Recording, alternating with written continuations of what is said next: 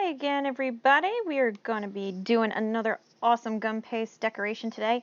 Today we're going to be making flowers, and this time, unfortunately, you're not going to get to see me use my amazing artistic skills. I'm using Wilton's flower molds. I'm just going to show you how I did them. If you don't have them, just go online, print out yourself a template of whatever shape flower you like, and have at it. So I'm beginning with a dogwood flower. I got an order for the blue ones here, so that's why the color's blue. Normally they'd be white. I'm just going to make a couple just to show you. You cut them out. I have the mold that you press them against to make the little veins and everything in the leaves, so I'm doing that. There is a dogwood one, but I chose to use the other one because she wanted a little more vague flower.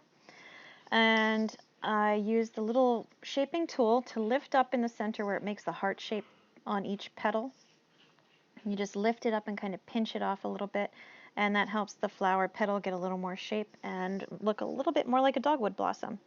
After you get the shape in and it's got little veins in it and everything like that, put it in your cup to let it dry. To make the little bumps in the middle, I have, again, my awesome cheat here, my little mold.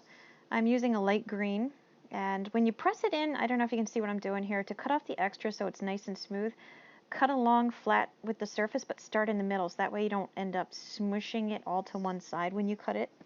And just flip it out. In order to make it not stick, I rub a little tiny bit of Crisco inside the mold so that the gum paste will just fall right out when it's done. It makes it so much easier. Add a little touch of water into the center of the flower, press it into place, and put it off to the side. That's it. Rinse and repeat. Now I'm going to make some daisies. I'm using the small Wilton daisy mold, and I cut out 6 of them. I'm going to make 3 flowers. They're going to be 2 stacked on top of each other. And all I'm doing here is using the small part of my shaping tool to make indentations on each petal. And then, like I said before, just stack them on top of each other. And hopefully they don't stick to the counter like they are for me. A little bit of water in between each one if you want. These are still really fresh, so I didn't even bother.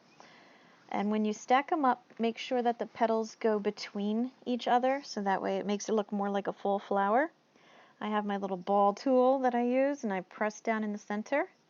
It's going to go into its own little cup. This is the smaller one that has a deeper curve to it. Concavity, I guess? I don't know. But it's got a deeper curve to it. So just place it in there, get out your little cheat mold again, and find whatever size for the daisy works. I used yellow for this, and again, the pink is because that's what the person ordered. So I use the yellow here. Again, I got to pick it out. It comes right out. A little bit of Crisco, no problem. A little touch of water into the center of the daisy. Where's my paintbrush? There we go. Ta-da. Press it into place. And you have actually lovely flowers. Let them dry overnight or at least for a few hours so they hold their shape. And you are good to go. I hope you enjoyed this, and please subscribe if you'd like to see more. Please like if you liked the video, and let me know if you have anything you'd like to see. Thank you. Bye.